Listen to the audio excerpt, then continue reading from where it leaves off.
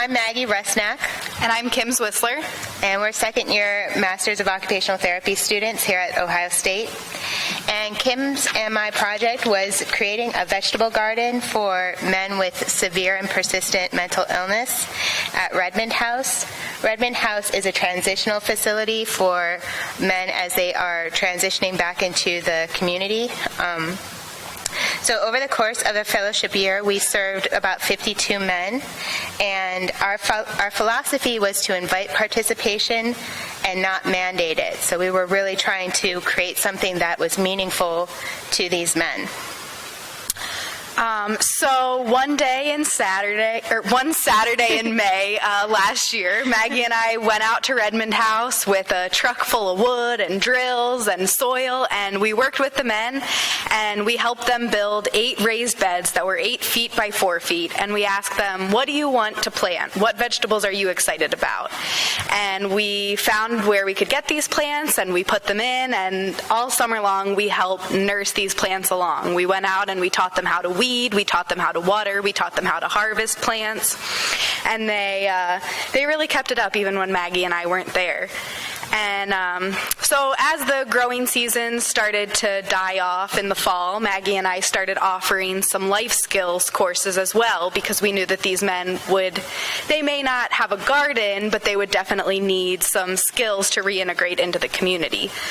So we taught them healthy cooking, we worked on some exercise with them, we talked about managing your boredom and how to fill your time with activities that keep you from falling back into unhealthy habits.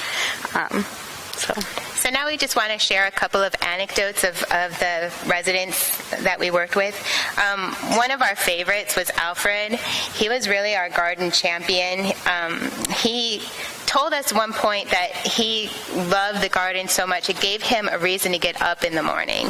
It reconnected him back to his childhood when he was a kid. He had a garden with his parents, and so that was really meaningful to him, so much so that he actually, after he was discharged from the house, came back a few times to continue working on the garden with us. Another resident that we really grew to love over the fellowship year came up to us after one of our life skills courses, and we had been playing cards with them because we tried to spend some quality time with them each time we came. And he said that our coming and playing cards with him gave him a reason to smile when he was in a really dark place. And so that we thought was just a really meaningful portrayal of what we were doing there. And then finally, just the staff itself of Redmond House, they were really interested in the garden just for personal reasons. Some of them had never even seen an eggplant themselves. And so the garden gave them a chance to explore these whole new worlds of food and health. And that's how we're going to actually continue the garden, is we've identified a point person on their staff who's really excited to start gardening and getting her hands dirty and working with the men to continue what we started. So what we learned through the course of this fellowship, we learned that meaningful activities are really important, not only for keeping people busy, but also for providing a platform through which people can learn life skills.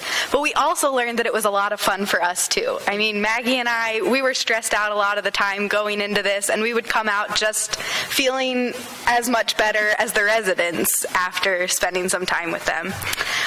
So we'd like to thank Dr. Lorraine Wallace, Dr. Chip Bond, Dr. Robinson, the staff at Redmond House, and especially the residents of Redmond House, and all of our fellows who have supported us through this fellowship year.